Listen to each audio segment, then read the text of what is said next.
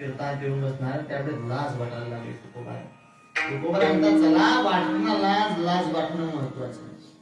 हल्लीच्या काळामध्ये एक 14-15 वर्षाचा तरुण कीर्तनामध्ये येते, मंदिरामध्ये येते, भजन कीर्तनामध्ये उभा राहते, नाद पांडुरंग देवाच्या नादामध्ये नाचते, आनंदाने डोलते. आणि 75 वर्षाचा म्हातारा मंदिरात गंजपत्ती पिसते.